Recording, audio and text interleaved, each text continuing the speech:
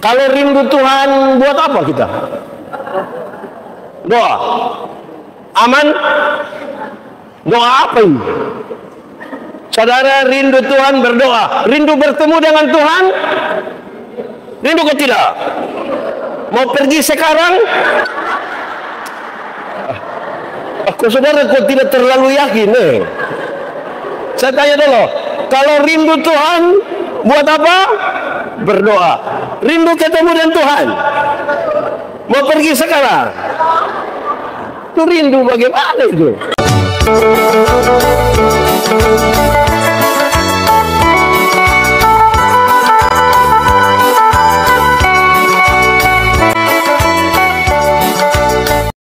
Saudara, mari kita berdoa. Ya Tuhan Allah, kami mohon kepadamu, kuatkanlah dan teguhkanlah iman kami, supaya waktu kami belajar firman Tuhan, biarlah ini menjadi waktu paling baik bagi kami. Kami berdoa, Tuhan jauhkan semua penggoda pencobaan. Biar dalam damai-Mu kami belajar firman Tuhan. Kami rindu pada firman-Mu.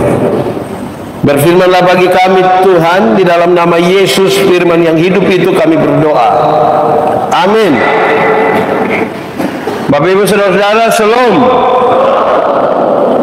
Tema yang diberikan kepada saya yang subtema ini, Tuhan merindukanmu. Yang di atas ini tema nasional, nanti tunggu ikut gereja terus nanti sampai pasca dapat itu tema. Jadi hari ini kita bicara tentang Tuhan merindukanmu. Mari kita buka Alkitab, Injil Lukas pasal 15 ayat 8 sampai ayat yang ke-10. Injil Lukas pasal 15 ayat 8 sampai ayat yang ke-10. Yang sudah dapat katakan amin. Amin, betul. Separuh tidak buka Alkitab juga amin. Itu tipu. Perumpamaan tentang dirham yang hilang. Atau perempuan manakah yang mempunyai 10 dirham, dan jika ia kehilangan satu di antaranya, tidak menyalakan pelita dan menyapu rumahnya, serta mencarinya dengan cermat sampai ia menemukannya.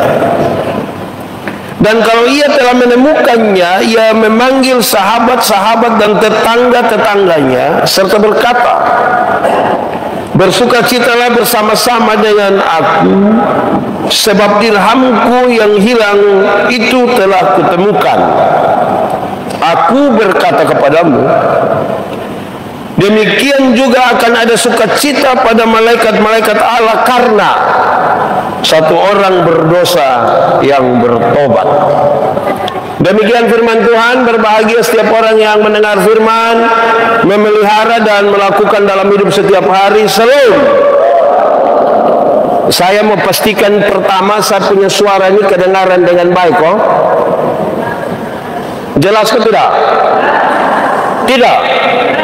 Oh, jelas. Saya tidak akan ngomong terlalu cepat, saya agak lambat-lambat sedikit supaya saudara-saudara bisa dengar dengan baik. Waktu saya merenungkan bagian ini dari tema Tuhan merindukanmu, saya ingat dua hal awal. Satu, ada orang protes pendeta-pendeta. Pendeta-pendeta itu berhenti sudah dengan tegur-tegur yang mabuk, judi, pemalas gereja, lain-lain. Kenapa? Karena yang pendeta dan tegur-tegur itu orang tidak ada di gereja.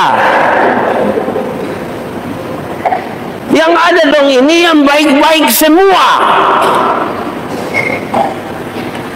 Yang ada ini baik semua. Jadi untuk apa omong di orang yang tidak ada? Saya pikir begitu, betul juga.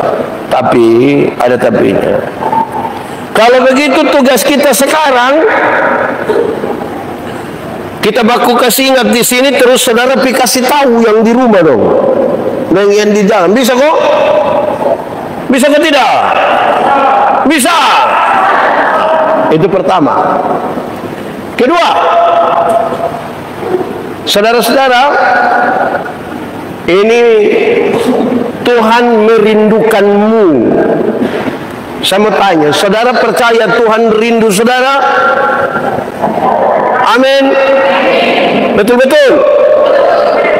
Pertanyaan kedua, apakah saudara rindu Tuhan? Sangat? Yakin? Pertanyaan ketiga, saudara rindu Tuhan bikin apa? Itu penting itu. Karena ada banyak orang rindu Tuhan untuk memuaskan keinginannya. Coba periksa 10 doa terakhir dari saudara. Coba periksa 10 doa terakhir. Pasti bagi yang biasa berdoa. Yang tidak berdoa dia mau periksa apa? Coba periksa 10 doa terakhir. Kita berusaha begitu rupa supaya Tuhan menjawab seperti yang kita mau. Jadi apakah saudara merindukan Tuhan supaya menjawab apa yang saudara mau? Nah, itu kan dia pertanyaan. Manusia Tuhan izinkan ada pada 3 kondisi. 1, ada kondisi di mana kita mau dan Tuhan bilang iya boleh. Pernah alami? Kita mau sesuatu terus Tuhan bilang boleh. Senang toh? Kepingin bersaksi, bikin status Tuhan Yesus baik. Kalau kita mau, Tuhan juga bilang.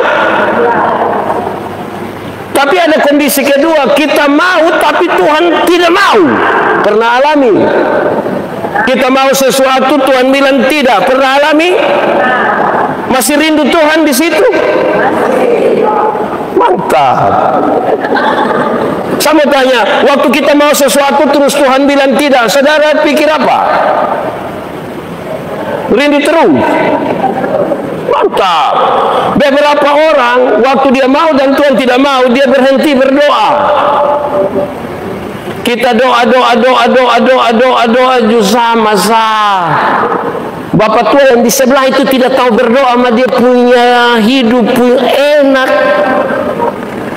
Tiap hari ganti-ganti auto, Grab. Tapi yang doa-doa ini, tadi malam saya dengar khotbah dari seorang hamba Tuhan. Dia bilang begini, dalam satu rumah misalnya ada orang rajin gereja, ada pemalas, ada yang percaya Tuhan, ada yang tidak percaya. Pertanyaannya adalah, coba yang percaya Tuhan rajin gereja, coba dia punya hidup lebih kaya, lebih sehat, lebih sukses, mungkin agak baik. Tapi kalau yang percaya Tuhan itu sakit-sakitan, lebih miskin, lebih susah, tetap percaya. Sekalipun orang bilang, kok mau sampai pergi gereja begini, masih rindu. Kondisi ketiga, Tuhan mau tapi kita tidak mau. Pernah alami? Tuhan mau tapi kita tidak mau. Pernah alami? Banyak.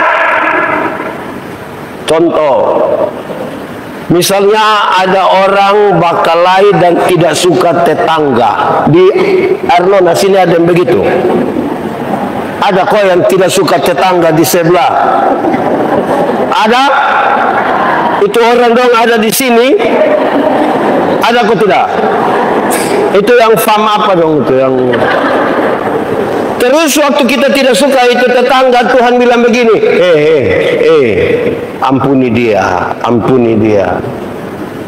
Waktu Tuhan minta kita ampuni, kita langsung cepat-cepat ampuni. Kok lalu kita rindu Tuhan supaya apa? Beberapa orang kan bermasalah di situ dalam pendeta, kita mau ampuni tapi kalau ingat-ingat yang dia omong, Di 3 kondisi ini kita akan merenungkan, betul-betulkah Tuhan rindu kita dan kita kemudian rindu Tuhan. Omong itu enak, omong enak. Jemaat di sini 3. Jemaat. Pernah rindu seseorang? Betul? Lalu kalau saudara rindu, apa yang saudara buat?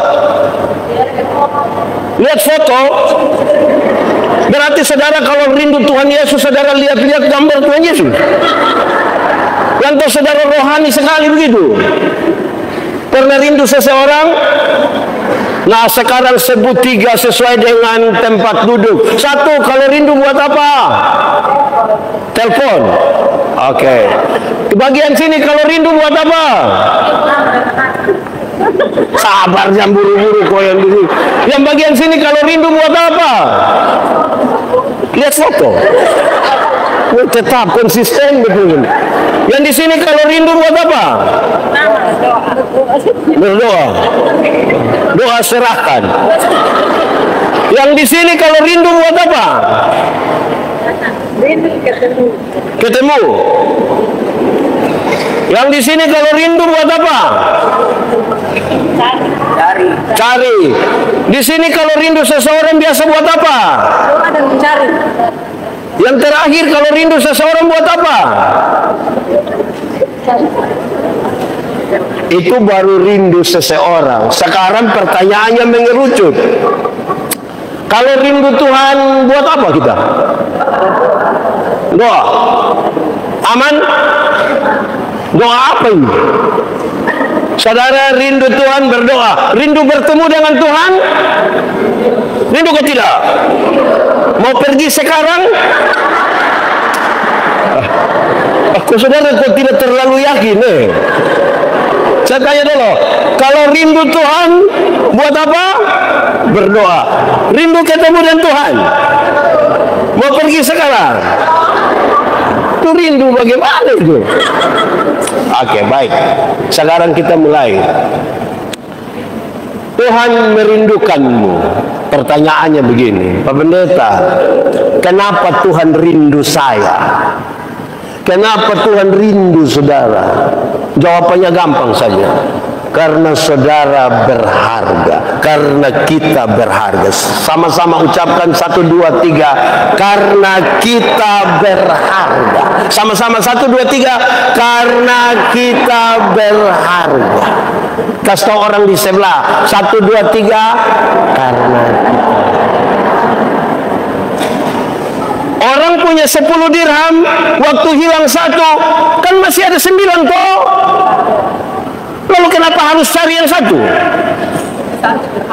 Kenapa? Karena berharga. Karena berharga itu dia cari. Sekarang pertanyaannya, saudara rasa berharga atau tidak di hadapan Tuhan?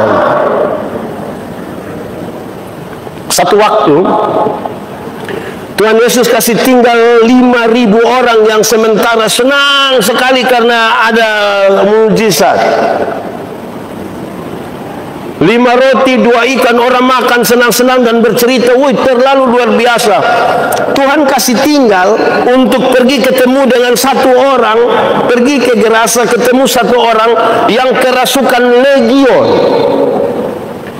Legion berarti itu orang kerasukan kira-kira 6.000 roh jahat. Berapa ribu? Kita pun kawan majelis yang 1 roh jahat di depo otak kita pusing. Ini 6.000. Ini orang terlalu jahat. Bukan saja jahat bagi orang lain, tapi jahat bagi dirinya sendiri. Dia memukul-mukuli dirinya dengan batu. Bagi sejumlah orang, manusia yang macam begini lebih baik mati. Sekarang Tuhan turun dari perahu. Yang kerasukan ini lihat Tuhan Yesus, dia bilang begini, Yesus anak Allah yang hidup, apa urusanmu dengan kami? Rupa-rupanya untuk kenal Yesus itu roh jahat juga kenal. Jadi kalau saudara baru mengenal nama Yesus, saudara belum terlalu hebat lebih dari roh jahat. Karena roh jahat juga mengenal nama, bahkan dia ketakutan. Injil Markus mencatat, di daerah itu ada penjaga-penjaga babi yang menjaga babi kira-kira 2.000 ekor. Roh jahat itu meminta, biarkan kami keluar kepada babi-babi itu. Tuhan Yesus membiarkan, lalu matilah 2000 ekor babi itu. Saudara, orang-orang itu kehilangan pekerjaan. Mereka kasih tahu orang-orang di kampung datang usir Tuhan Yesus. Pertanyaannya, apakah Tuhan Yesus tega membuat orang kehilangan pekerjaan? Jawabannya tidak. Lalu kenapa Tuhan Yesus biarkan hal itu terjadi? Dalam struktur budaya Yahudi, babi itu haram. Orang Yahudi tidak makan daging babi. Tidak ada sei babi di Yahudi. Aroma ko apa tidak ada di sana. Saudara berdagang di sana itu barang tidak jadi. Tapi yang haram ini memelihara kira-kira 2000 ekor. Sementara ada 1 jiwa yang hampir binasa orang biarkan. Itu yang Tuhan Yesus marah. Alangkah lebih baiknya ada 2000 ekor babi mati daripada ada 1 jiwa binasa. Saya ulangi kalimat ini. Alangkah lebih baiknya kalau ada 2000 ekor babi mati daripada 1 jiwa binasa. Sekarang saya tanya, coba saudara kali, kalau babi 1 ekor harga 2 juta, kalau 2000 kali 2 juta, 2000 kali 2 juta berapa?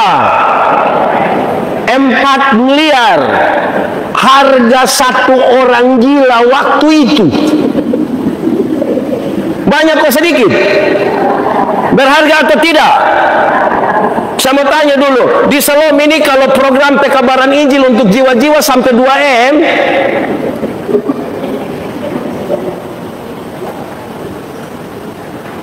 Rp4 miliar. Pertanyaan terakhir, dan siapakah orang gila itu? Nah, orang gila itu kemungkinan besar saudara punya suami, saudara punya istri, saudara punya orang tua, saudara punya anak-anak. Itulah orang gila itu. Pendeta kok yakin sekali? Yakin. Saya suka bilang begini, ada ibu-ibu cantik-cantik pakai pakaian bagus-bagus datang gereja jalan sendiri terus. Pendeta bilang, "Ina sendiri, suami." Terus dia bilang, "Tahu sendiri tuh." Betul, di Arnona ada, di Selom siapa pun suami, angkat tangan. Karena dia berharga. Kalau kita tidak berharga, saudara-saudara, masa Tuhan rindu kita? Berharga atau tidak? Tuhan merindukanmu karena engkau berharga. Saya mau tanya dulu, saya minta izin, saya mau tanya dulu, Mama, anak berapa Mama? 1, tidak jadi. Permisi, Mama anak berapa? 4. Hidup 4. Kalau 1 mati tinggal 3 aman. Ini kan namanya anak-anak. Tidak tergantikan. Anak ada 4 orang, tetap semua menjadi penting toh? Amin atau tidak? Karena mereka berharga dan tidak tergantikan. Soal kita sekarang adalah banyak kali kita yang berharga di hadapan Tuhan bikin diri menjadi tidak berharga. Ada yang tiap hari dia mabok sah. Di sini ada di sini. Laki-laki ke perempuan. Laki-laki ke perempuan. Nah, dia di rayon mana? Jadi Tuhan sudah tahu bahwa kita berharga, tapi kita yang bikin kita sendiri tidak ada harga. Ada orang yang karena kepingin cari uang, hanya karena uang dia kehilangan harga diri. Semua orang butuh uang, tapi jangan karena uang kita menjadi orang tidak ada harga. Kalau kita berharga, siapakah manusia kita ini yang sehelai rambut ini kalau jatuh Tuhan tidak tahu. Tuhan tahu semua ini rambut.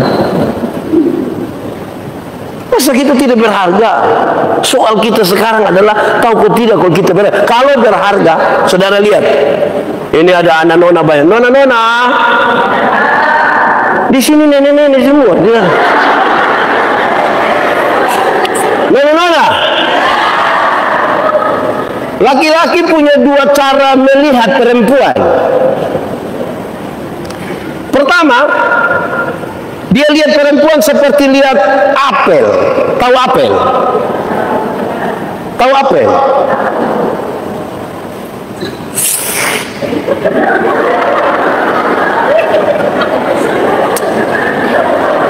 Tahu ya? Yang kedua, dia melihat perempuan seperti barang antik.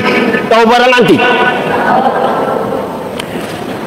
Taruh di etalase, dia kasih bersih, kaca etalase kasih bersih.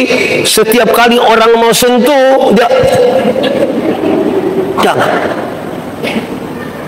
Makin lama makin berharga. Barang antik itu kalau makin lama makin berharga. Pertanyaannya sekarang, nona, mau laki-laki lihat saudara seperti barang antik atau apel? Barang? Betul. Tapi banyak yang pakai pakaian kayak apel. Kerinduannya seperti barang antik supaya tambah mahal. Dia pun pakai pakaian bikin dia jadi rendah. Jadi mendefinisikan diri sebagai yang berharga itu mesti kemudian ada tindakan-tindakan yang buat kita memang berharga. Ada satu potongan video saya yang beredar cukup luas ketika saya bilang begini, boleh pakai pakaian mini-mini datang di gereja kok tidak? Dia bilang boleh. Saya bilang kenapa boleh? Karena Tuhan melihat hati, bukan melihat pakaian. Saya bilang memang betul. Tuhan melihat hati, bukan lihat pakaian. Tapi saya yang pendeta itu melihat pakaian, bukan lihat hati. Saudara kira saudara sendiri dengan Tuhan? Atau mau pergi di Tuhan sana sekarang? Bukan takut siapa yang kita pun kaki dong. Jemaat,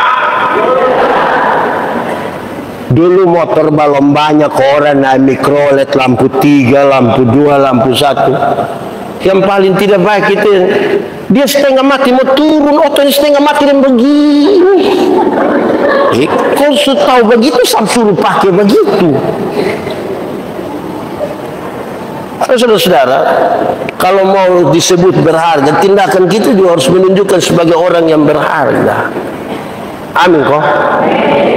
Pertama, jiwa kita sudah berharga. Yang kalau kita pakai analogi tadi,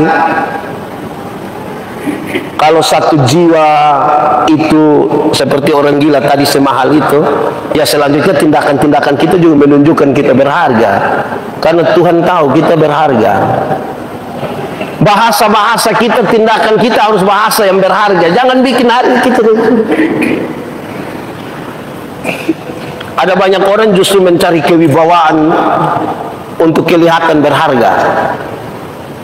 Padahal sebenarnya tidak usah. Karena pada dasarnya Tuhan tahu kita ini berharga.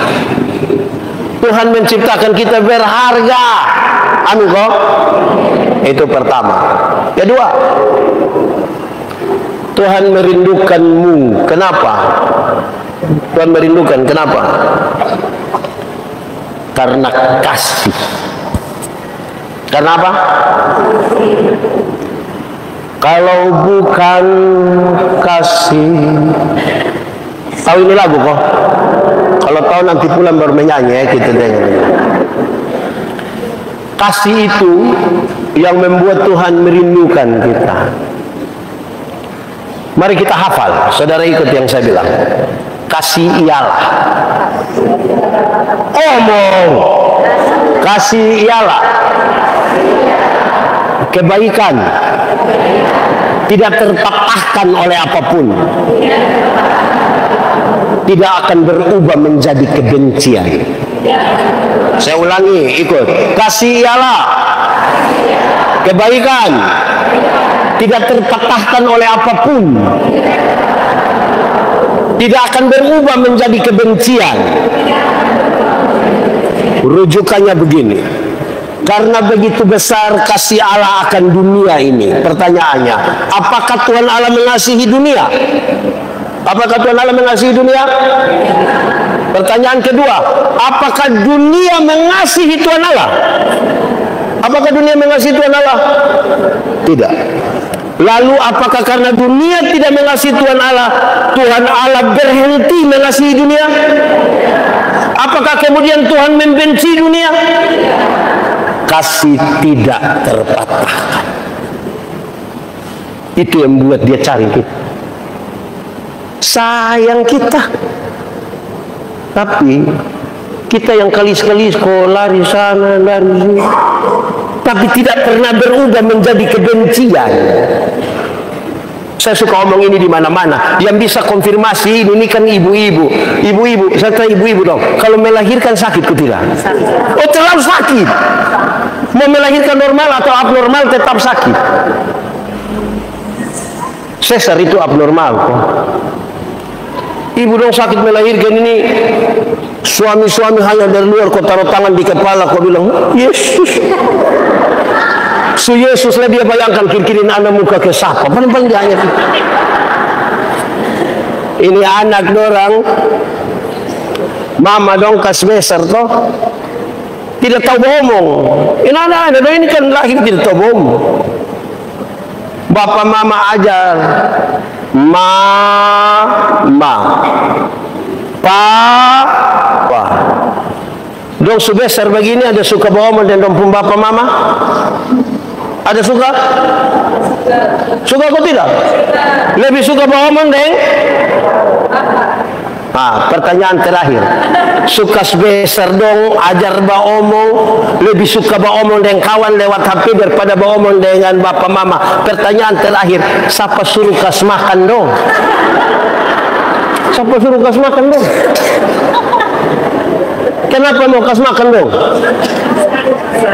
Kasih tidak terpatah. Ini anak dong kan tidak bisa jalan. Atau siapa pun anak yang lahir langsung dia bilang, tidak bisa jalan. Orang tua ajar kamu tuh jalan satu-satu langkah. Itu jalan lah. Sebesar begini ada suka jalan dengan bapak mama? Ada suka jalan dengan bapak mama? Orang lebih suka jalan dengan. Pertanyaan terakhir, kenapa kas makan? Kenapa? Kasih tidak terpatahkan. Anak-anak, di sini ada cucu semua. Anak-anak, orang tua punya ekspektasi, harapan yang besar bagi anak-anak. Terus dia bilang begini, anak, asal kamu mau sekolah tinggi, biar kami orang tua ikat perut tidak apa-apa. Pernah dengar itu kalimat? Orang tua kalau sampai omong bilang ikat perut itu bukan berarti dong mau pakai stagen. Tapi dorang utang gara-gara kamu.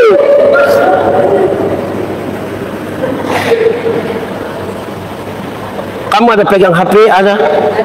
Itu HP utang. Nanti tanya mama, bayar 6 kali mengkali itu. Anak muda, kamu pemotor yang ada yang tadi datang pemotor. Utang. Nanti pulang tanya kok siapa yang beli motor cash? Suka tahu. Karena apa coba? Kasih.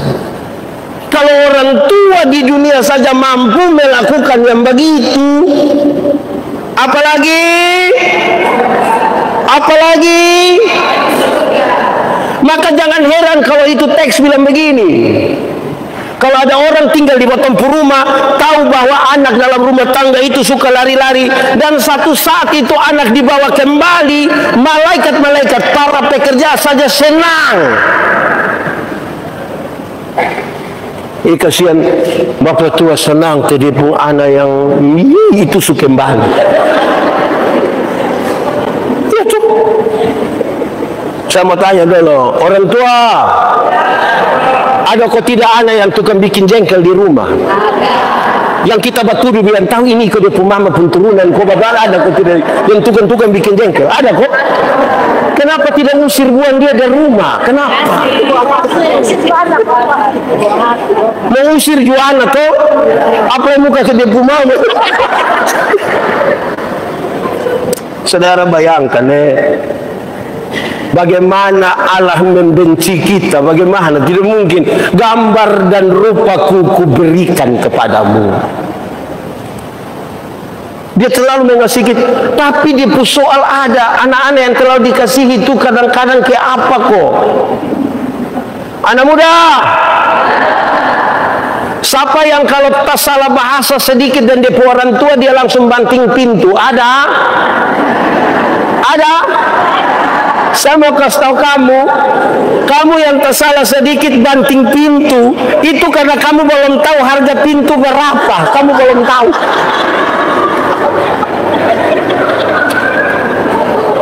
Kalau kamu sudah tahu harga pintu, apalagi jati, kamu akan tutup dengan teratur, pelan-pelan. Jadi kadang-kadang anak yang terlalu dikasihi itu, dia terlalu bikin-bikin. Kayak apa kok itu? Tapi karena kasih tidak terpatahkan, sehingga itu menjadi sesuatu yang indah. Tapi saudara tahu, ini hal serius sekali. Malaikat di sorga bersenang. Tadi saya pakai ilustrasi, kalau ada anak orang tinggal di rumah, bantu kerja di rumah, lihat bosku anak pulang kembali, itu orang ikut senang. Dong makas tahu, kasihan itu. Itu dua hal. Kenapa dia merindukan kita? Pertama karena apa tadi? Karena apa? Yang kedua karena apa? Teks itu kemudian menjelaskan hal teknis.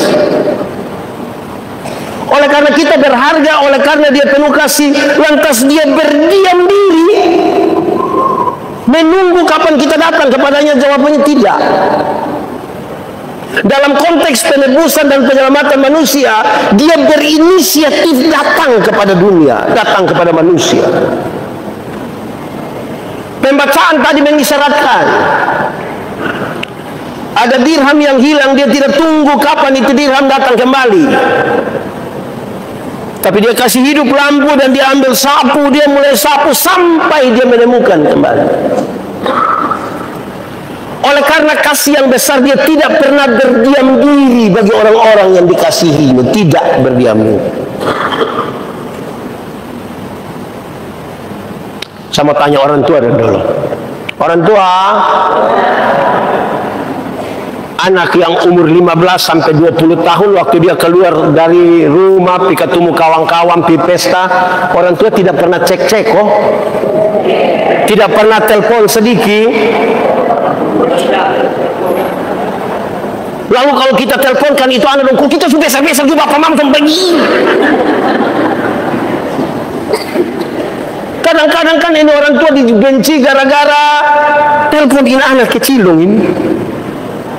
Kita sudah besar-besar juga bapak mama main tanya. Nanti saat dia tidak tanya, lebar bosan tahu. Anak dong kalau mulai besar sedikit. Contoh kayak besar begini. Dong kalau sekolah kok kita pi antar dong di sekolah. Kita jangan terlalu percaya diri, jangan terlalu percaya diri. Di muka di kawan-kawan kok kita terlalu percaya diri mau pelok dong begini. Dong pun gaya biasa sah.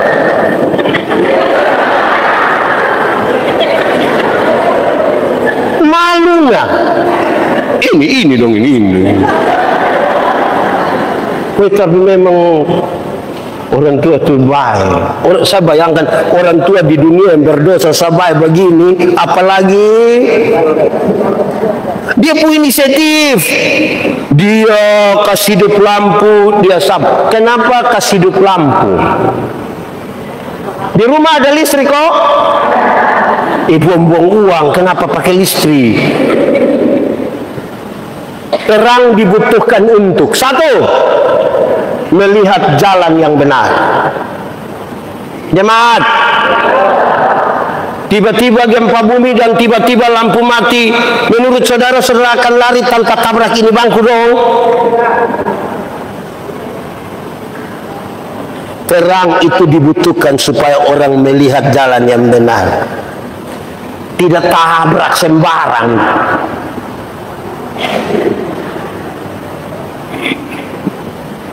Orang timur di TTS, di sini ada orang timur dari TTS, tidak usah angkat tangan, karena kita pemuka sama semua. Lalu saudara mau angkat tangan supaya apa? Orang timur dari TTS itu dong suka omong bilang PKK. PKK itu artinya apa? Poe kalan-kalan, rabas sembarang. Rabas sembarang itu biasa terjadi dalam gelap. Kalau terang kan tidak mungkin orang. Tapi karena di gelap makanya dia Di sini ada yang anggota PKK. Terang dibutuhkan untuk orang melihat jalan yang benar. Amin kok. Kedua, terang itu dibutuhkan untuk jadi isyarat. Isyarat. Jadi malam-malam pesawat mau landing di El Tari, ini tower-tower HP dong, itu kan ada taruh lampu kecil satu di atas untuk kasih tahu bilang, oh pesawat ada besi di sini. Pas mau sampai tuh di landasan tuh kiri kanan ada lampu biru kok, supaya dia landing di sini jangan di situ.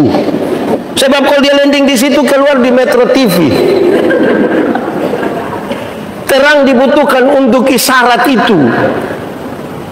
Jadi orang yang memiliki terang dalam hidupnya, dia tahu isyarat apa yang Tuhan kasih tahu dia. Tapi yang ketiga, terang itu dibutuhkan supaya hati-hati. Contoh, di sini ada oralor, tidak usah angkat tangan juga. Kok timur tidak angkat tangan, kenapa alor mau angkat tangan? Pernah pi alor pakai ferry? Pernah pulang dari alor pakai ferry? Pernah lewat Pulau Batik yang itu tidak ada manusia tapi ada lampu satu bilang mau kasih tahu itu kapal, itu nakoda bilang ada batu besar satu di sini, menjaga keselamatan di situ. Mungkin orang yang kerja di itu suar kita tidak kenal, tapi dia bantu kok, supaya jangan terantuk di itu batu tuh. Jadi dia pekerja begitu, dia sapu di daerah-daerah yang punya gandum, negara-negara yang ada gandum, yang mereka makan gandum, yang ladang gandum besar. Dong kalau pi dong pu anak kecil dong kan suka iko. Sampai sana bapak panggil, "Dede, terus Yanti, ini ada dong hilang di ladang gandum, mau cari di mana?" Cara terbaik untuk bisa dapat itu anak-anak adalah macam kesapu. Semua berpegang tangan begini berjalan semua. Ditemukanlah itu anak-anak yang hilang. Jadi kalau dia merindukan, dia berinisiatif untuk mengerjakan sesuatu baginya. Soal kita adalah kita peka terhadap yang dia kerjakan itu atau tidak. Itu dia punya soal. Berikut, Karena kasih, oleh karena kita berharga, dia melakukan itu. Sekarang respon. Kalau karena kasih dan karena kita berharga dia melakukan hal-hal itu, bagaimana dengan orang-orang yang dirindukannya? Kata pembacaan tadi, dia mesti bertobat. Sama-sama, 1, 2, 3. Bertobat. Saya ingin menjelaskan begini. Pertobatan itu dimulai dari pertobatan cara berpikir. Cara berpikir. Cara berpikir membentuk tindakan. Tindakan membentuk perilaku. Perilaku membentuk kebiasaan. Kebiasaan membentuk budaya. Budaya membentuk karakter. Jadi orang bertobat mulai dari perubahan cara berpikir. Banyak orang yang Tuhan rindukan ketika dia bertobat mulai dari berusaha tahan diri. Contoh, 31 Desember ada gereja. Pernah ikut gereja yang 31 Desember? Biasakan jam 5, jam 6, jam setengah 7. Kita datang masuk gereja kan lampu dong begini, baru ada bunyi musik klasik. Teng teng teng teng teng teng teng teng teng teng teng teng teng. Terus ada yang baca puisi, tidak terasa. Saya dalam hati, lu tidak rasa. Ini 365 hari, rasa kok tidak? Kenapa bilang tidak rasa? Bla bla bla bla begitu. Terus yang baca puisi bilang begini, sebentar lagi tahun lama akan berlalu, tahun baru akan datang. Mari kita tulis catatan dosa kita, supaya dia pergi berlalu bersama-sama dengan tahun lama. Tahun baru, hidup baru, semangat baru. Ayo mari tulis. Woi, udah mulai tulis catatan dosa. Ada yang tulis 5, ada yang 10, ada baru pakai menangis. Tidak langsung buang juga, lipat baik-baik, ikat pakai pita, baru dorang sebelum bakar berdoa sambil mampirlah dengan doaku. Mantap ya? Itu 31 Desember. Masuk minggu kedua bulan Februari dia gila kembali. Lebih parah dari tahun lalu. Karena tidak dimulai dari perubahan cara berpikir. Dimulai dari usaha bilang, pokoknya betul sonakan. Mau sampai berapa lama Tuhan? Di sini mendahului. Itu yang Tuhan rindukan. Kenapa? Orang Yahudi itu setelah biasa dan buat tidak langgar aturan. Hukum Taurat ada 10, diterjemahkan jadi 613 pasal, masih ada ribuan peraturan hidup setiap hari. Dorang lakukan dengan benar. Tapi justru itu yang dikritisi oleh Tuhan Yesus. Kenapa? Dorang memang tidak mencuri, bukan karena pencuri itu tidak baik, tapi kalau tangan yang dipakai pencuri, kalau ketahuan itu tangan mesti dipotong, membuat dorang tidak mencuri. Tapi tidak lahir dari pikiran yang benar, tapi dari sebuah ketakutan. Dan tidak berani pintip-pintip orang tua istri, karena mata yang dipakai itu akan dicungkil. Nah sekarang kita punya mata hanya 2, baru begini banyak di kupang ini. Jadi perubahannya mulai dari sini, bukan tahan diri. efek dari perubahan cara berpikir sampai pada tingkah laku, budaya, dan karakter. Yang Tuhan mau begitu. Saudara kalau mau berhenti rokok tuh berhenti. Jangan bilang itu hari biasa 3 bungkus sehari. Sekarang ada turun-turun tinggal 1. Iya, 3 bulan lagi dia naik 6. Berhenti itu di sini. Stop. Selesai. Tapi bilang kurang. Oh, itu pertobatan. Tuhan mau kan dia cari kita dengan cara tadi toh. Lalu bagaimana dia dapat kita? Waktu dia dapat kita itu, saudara, yang bikin menjadi sangat bersorak-sorai, bahagia dan seterusnya adalah pertanyaan ini. Kita pegang Tuhan atau Tuhan pegang kita? Ini bagian dari pertobatan ini. Kita yang pegang Tuhan atau Tuhan pegang kita? Kita pegang Tuhan atau Tuhan pegang kita? Amin. Sekarang kita pakai contoh. Dia pun contoh begini. Saya minta tolong satu anak laki-laki datang sini dulu. Anak laki-laki kakak mari sini, yang baju biru. Mari tolong Om Pendeta sedikit. Mari. Karena kita berharga toh, Tuhan sudah cari kita sudah respon. Mari. Ini orang pekabaran Injil yang biasa pakai, beta kasih tahu ulang. Anggaplah ini tangan Tuhan dan ini tangan orang berdosa. Ini anggap saya, ini kan kita jamar. Sekarang kita pakai contoh, coba kau pegang Om Pendeta di sini, kuat, tambah kuat, lebih kuat. Ini kuat sekali nih. Sekarang beta tanya, kalau pegang kuat begini kau bisa bertahan berapa lama? 1 detik bisa? 1 detik maksudnya bisa. 1 detik? 1 menit? 1 jam? 1 hari? Makin kuat dia pegang, makin cepat dia lepas.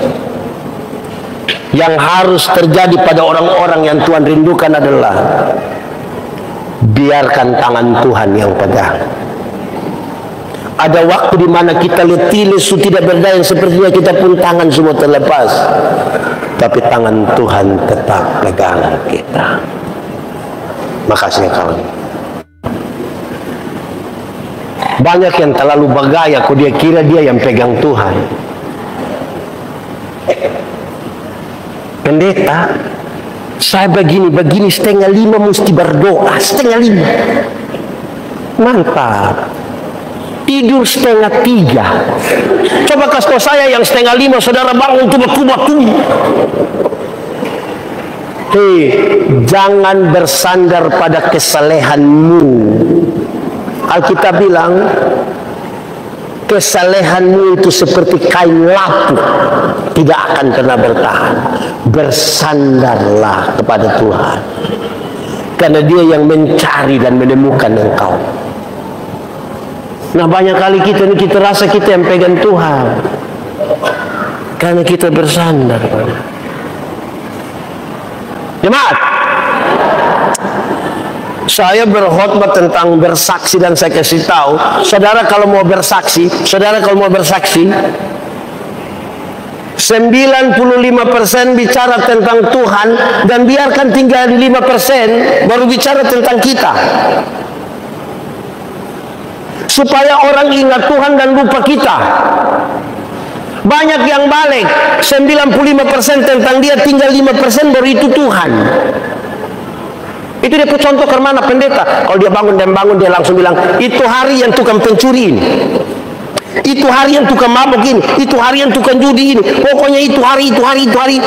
So tinggal 2 menit baru dia bilang, untung Tuhan. Orang ingat dia, lupa. Satu saat dia berdiri di muka, orang bilang begini, maksudnya dia begitu, itu tukang pencuri. Karena lebih banyak dia cerita. Ingat saudara, kenapa hal ini serius? Karena bersaksi dan makan puji itu beda tipis-tipis. supaya nama Tuhan yang dipermuliakan, karena kita mau bersandar pada Tuhan. Kita hanya berharap kepada Tuhan, karena kalau dia tidak ada inisiatif itu, kita bukan apa-apa, kan kita bukan siapa-siapa. Jemaat, waktu semua orang sudah berdosa di dunia, siapakah yang bisa memaksa Tuhan datang menebus kita? Coba kasih saya, siapa yang bisa cari Tuhan menebus kita? Jadi kalau penebusan itu terjadi, itu semata-mata hanya karena apa? Kasih karunia. Karena tidak bisa kita dipaksa dia datang. Dia berinisiatif berjumpa dengan kita. Masa dia datang terus kita mengandalkan kita pun diri? Harap akan Tuhan. Saudara tidak tahu ini lagu? Dia penuh dalam surga.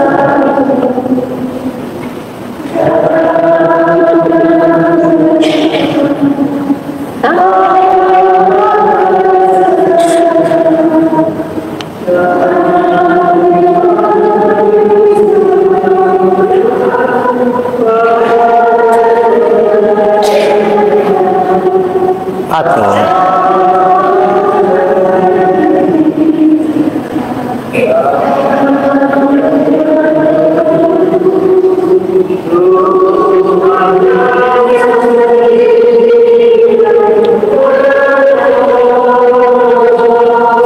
ada dua hal. Yang paling pertama dengan kaitan dengan lagu, kadang-kadang kita tidak tahu lagu dong. Separuh aja.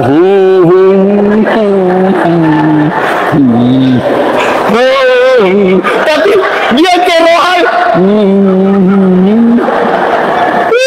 Tolong kau berlatih itu lagu dong.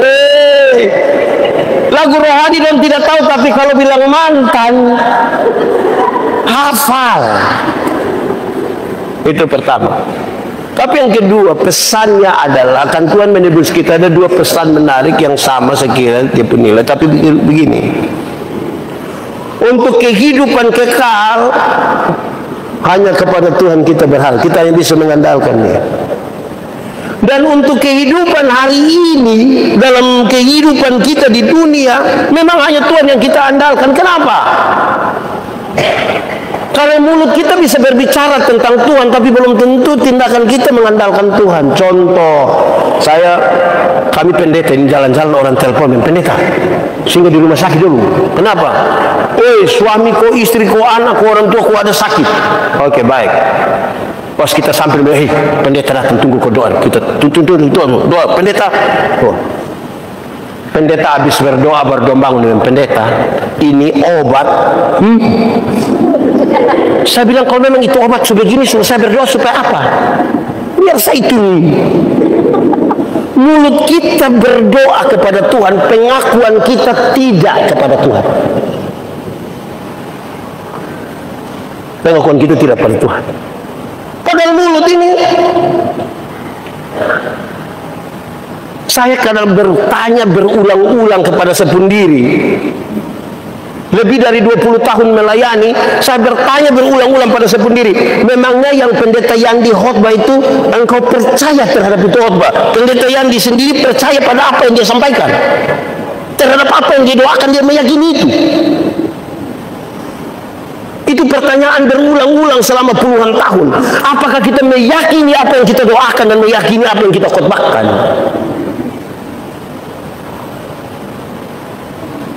Jangan sampai kita tidak meyakini, tapi dengan gaya sekali bilang pendeta, saya begini-begini 4 periode. Mulai dari gereja Shalom masih pakai bebak, sampai sekarang bebak langsung di atas kembali. Itu kita ini. Woi, nah itu repot. Pengandalan akan kita. Begitu siapa, saudara? Dia merindukan kita itu supaya begitu. Saudara, memang Tuhan omong tentang anak kecil itu betul. Orang beriman mesti anak kecil. Kami di kampung dulu itu kan ada waktu-waktu tertentu departemen penerangan akan putar film di lapangan. Layar tancap dan film KB. Tapi dulu kan kami tidak ada TV warna, hanya TV hitam pakai aki. Nonton kalau aki soak orang lempemang. Kami pergi nonton di lapangan. Woi, mantap. Pergi sore, pulang malam. Pergi itu terang, pulang sudah. Dan harus lewat pohon beringin besar. Tidak ada jalan lain selain lewat itu pohon. Tidak mungkin juga kita tidur di lapangan. Harus lewat pohon. Saya kalau lewat itu pohon, yang saya lakukan hanya satu, yaitu menyanyi. Yang saya angkatan dengan saya pasti hafal 2 lagu andalan saya setiap kali ada dalam ketakutan karena lewat pohon itu.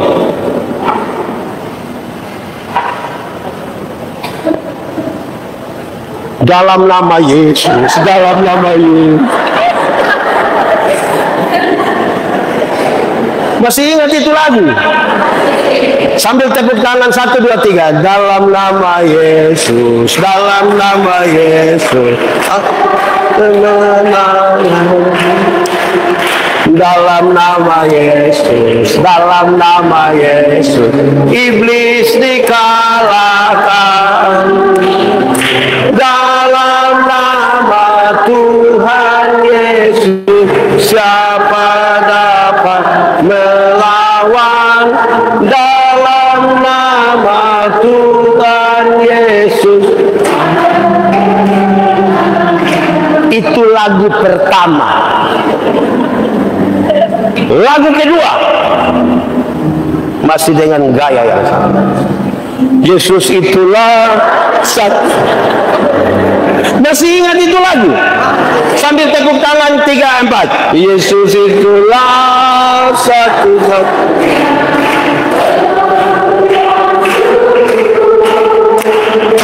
Ia berjanji akan kembali angkat kita semua. Oh, haleluya, puji Tuhan, upamu besar di surga. Oh, haleluya, puji Tuhan, upamu besar di surga. Jadi saudara tetap ada dalam masalah, tapi bersandar kepada Tuhan. Saya mau tanya jemaat, saudara ada masalah? Tidak usah omong.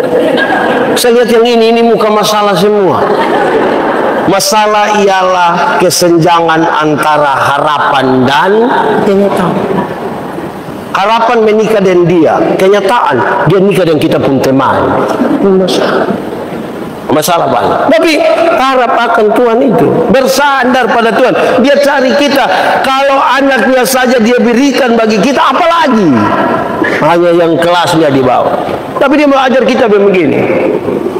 Walaupun dia rindu kita, walaupun dia sayang kita, penuh kasih, walaupun kita berharga, tapi dia mau kita berproses dengan baik. Contoh saya pun bapak guru olahraga. Terus kemudian pendeta Yandi ikut lomba 1 terus juara, olahraga terus juara. Jangan bangga kalau orang bilang, oh memang dia pembapak guru olahraga nah. Jangan bangga dari itu. Israel kalau menang sesuatu jangan bilang, oh memang bangsa pilihan nah. Jangan begitu. Identifikasi. Karena saya pembapak guru olahraga, maka saya harus ini. Karena kami adalah umat pilihan, maka saya harus ini. Jadi bukan ini. Kita ini kadang-kadang saya suka om di mana-mana. Kita pun anak-anak ini yang camat dia pembapak, tapi dia juga bikin ke dia yang camat. Bisa begitu. Kalau bapak camat identifikasi diri kita nih camat wana, jadi omong karmana, bikin karmana. Ibu-ibu juga suka om begitu. Yang RT dia suami tapi dia suka bilang panggil dia nak ibu RT. Lama-lama gak ada RT dong habis gara-gara dia. Yang kepala sekolah dia suami tapi suruh panggil dia mama kepsek. Lama-lama dia tanda tangan rapor, bikin kacau ini negara. Jangan begitu. Kita tahu kita pun diri ini siapa supaya dalam proses itu, kalau kita ada masalah, ada semua, Tuhan kasih tahu kita, kan dia sayang kita toh, dia kasih tahu, jangan takut, jangan takut. Jangan takut itu bukan berarti kehilangan rasa takut, bukan.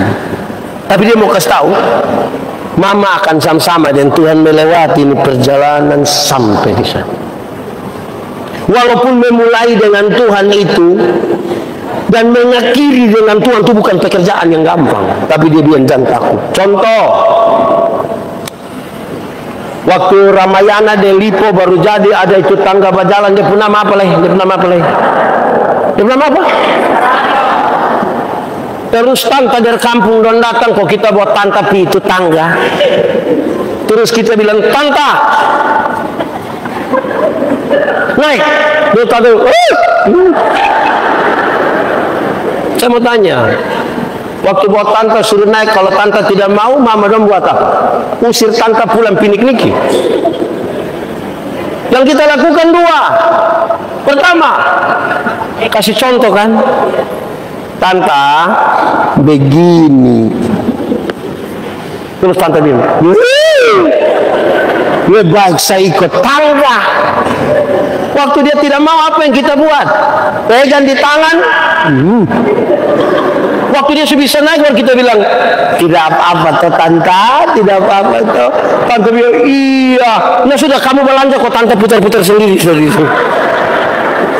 Bukan kehilangan rasa takut, tapi sebuah keyakinan bahwa dalam dinamika ini berjalan dengan Tuhan, kita akan melewati. Jemaat, Tuhan tolong kita di pertama-pertama atau terakhir-terakhir? Tuhan biasa tolong kita di pertama atau bagian terakhir? Soalnya dia yang biasa sayang. Dia biasa tolong di pertama atau terakhir? Dengar, Tuhan itu rindu tolong kita di bagian pertama, tapi kita suka menempatkan Tuhan di bagian terakhir. Kenapa bisa ditempatkan di bagian terakhir? Dengar, waktu kita ada masalah, ternyata bukan Tuhan yang pertama kali kita andalkan. Waktu kita ada masalah, kita bilang, tenang, Sako, yang urus itu beta pu adik pu saudara perempuan pun kakak punya saudara pertama punya om pun. Nanti yang pung-pung itu tidak bisa lagi memberikan bantuan, baru dengan pasrah sekali kita bilang, Tuhan, tolong. Tuhan datang tolong, kita marah Tuhan, kenapa datang terlambat? Air minum itu penting, tapi kalau kasih di anak-anak yang tidak haus, contoh, ini anak nongkrong dong tidak haus, baru kita kasih air mineral yang air gelas, dan bikin apa? Jadi mestinya kita betul-betul haus. Makanya tadi di awal saya tanya, cari Tuhan supaya apa? Kita cari Tuhan supaya apa? Saudara, kalau itu hal terjadi, ini dinamika panjang lebar. Ada apapun kita percaya, kalau Tuhan di pihak kita, siapakah yang akan lawan kita? Saya heran ada orang yang tiap hari berdoa, andalkan Tuhan, tapi dia sakit sedikit pasti orang yang suami. Sakit sedikit ini. Sakit sedikit dia bilang, jalian nenek di sebelah. Itu keras. Itu. Lalu mama berdoa tiap-tiap hari supaya apa?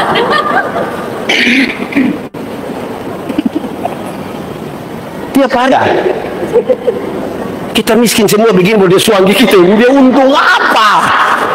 Dia lihat kayak yang pasangan calon presiden nomor 4, itu dia bisa. Ini kita juga ada setengah mati dan petugas koperasi, ini dia mau suami kita supaya kena. Nah, kalau mau harap akan Tuhan itu, ya jangan sama-sama dengan dia, toh. Amin kok. Oke. Bagian terakhir saya pakai kisah lama ini. Saya pernah bilang pada saudara, tapi ini saya mau ulang. Ada satu keluarga di Amerika. Orang punya satu anak laki-laki, umurnya 6 tahun. Terus dia punya mama hamil lagi, jadi orang sekarang punya berapa anak? Tapi sayang, anak yang kedua itu cacat. Entah virus apa yang kena itu anak, dia terliput dari ujung kaki sampai ujung kepala. Dokter panggil dia punya papa mama, wah ibu bersini. Ini pada ibu punya anak, tapi saya mau kasih tahu anak ini cacat. Dan mungkin dia akan hanya hidup 4 tahun. Setelah dengar berita itu, suami istri bilang begini, bagaimanapun ini kita punya anak, mari kita lakukan yang terbaik, walaupun hanya 4 tahun. Bapak lakukan dia punya, mama lakukan dia punya. Langgar 1-2 tahun, dia pun mama beli satu kereta dorong untuk dia pun kakak laki-laki. Dia panggil dia pun anak laki-laki yang pertama, Kak, pagi-pagi kakak buat kakak punya adik di atas ini kereta dorong di sekitar perumahan, jalan-jalan biar udara pagi, matahari pagi kena dia, kok dia agak enak. Woi, dia punya kakak senang sekali buat dia punya adik dan mulai dorong keluar. Dia punya kakak pun teman-teman lihat, woi, dorong siapa itu? Siapa adik? Engkau adik? Iyo, boleh kita lihat? Boleh. Dorang lari datang, pas mau lihat ini anak, dong kaget. Ini lupa adik. Iya, lupa adik keribut begini sama kayak bayi-bayi. Iya, lupa adik begini, lupa adik begini, lupa adik begini. Rupa-rupanya dia punya kakak pun teman-teman omong begitu, buat dia punya kakak terluka. Dalam keadaan terluka dia bawa dia punya adik ini ke kali kering satu. Di Amerika ini juga ada kali kering. Dibuang. Bukan saja buang, dia marah dia punya adik. Gara-gara lu. Gara-gara lu sapun teman omong, gara-gara lu. Lebih mati lebih cepat daripada tunggu 4 tahun. Setiap kali dia punya adik mau coba berdiri, dia tendang dia punya adik. Setiap kali dia adik mau berdiri, dia tendang. Dia lakukan tiap hari, tiap minggu, tiap bulan, tiap tahun, tanpa diketahui oleh dia punya orang tua. Sampai satu hari ketika mereka ada di sekitar meja makan, dia punya mama bilang kepada ini anak yang cacat, adek, nanti mama ambil makanan buat adek. Yang cacat ini bilang, tidak usah ma, tidak usah. Loh, kenapa tidak usah? Waktu anak bilang tidak usah, dia coba berdiri. Bukan saja berdiri, dia duduk. Sampai dia ambil sendiri itu makanan.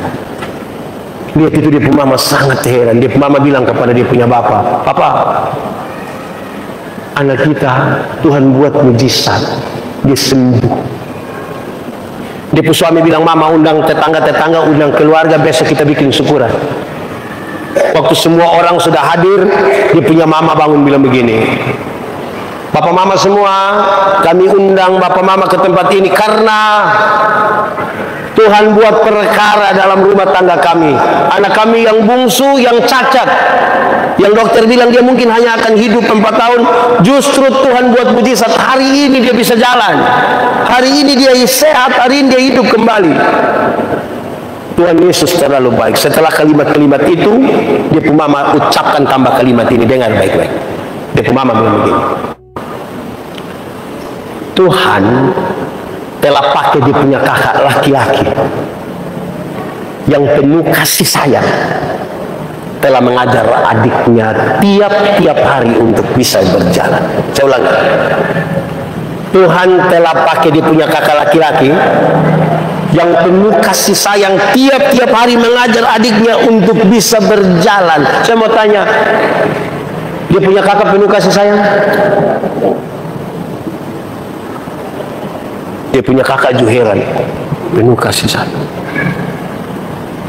Saudara, ada waktu di mana saudara punya masalah, merasa sendiri, merasa tidak ada lagi kekuatan, bahkan saudara ditinggalkan, bahkan mungkin saudara berpikir Tuhan ada di mana kalau memang dia rindu dan dia tahu bahwa saya berharga. Tuhan di mana? Hari ini demi nama Tuhan saya mau kasih saudara, Tuhan ada bersama saudara. Pak Pendeta, kalau memang Tuhan ada bersama-sama dengan saya, di mana dan apa yang Tuhan buat bagi saya? Tuhan ada dekat-dekat dengan saudara. Saudara mungkin merasa sendiri, tapi apa yang Tuhan buat? Dia sementara melatihmu untuk bisa berjalan.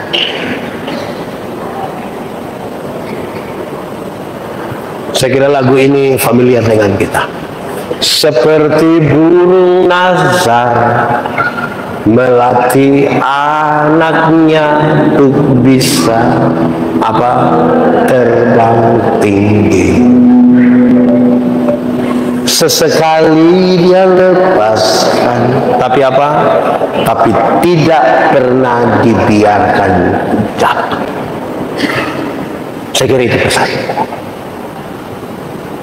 Tuhan sayang kita, membuat kita ada tempat di surga. Tapi kan kita belum di surga toh, kan belum di waktu toh, apalagi pembapa model begitu. Dia mengelola kehidupan bersama-sama dengan kita di dunia. Dia tidak membiarkanmu sendiri. Dia sementara melatihmu untuk bisa berjalan. Tapi memang kadang-kadang kalau mata hanya tertuju pada masalah, kita lupa melihat Tuhan. Mata yang hanya tertuju pada kegelisahan, ketakutan, sulit untuk menatap kepada Kristus. Tuhan memberkati kita. Mari kita tunduk kepala di hadapan Tuhan, kita mau berdoa. Firman Tuhan berkata, kalau saudara dengar suaranya, jangan keraskan hatimu. Minta Roh Kudus lembutkan setiap hati yang keras. Dan mari kita berdoa. Katakan sesuatu yang jujur saja kepada Tuhan. Jujur. Ingat, manusia mungkin kita bisa tipu, tapi Tuhan tidak bisa kita tipu. Kan dia lihat sampai ke dalam jiwa kita. Dan dia sungguh tahu siapa kita. Nikmati 1-2 menit bersama dengan Tuhan.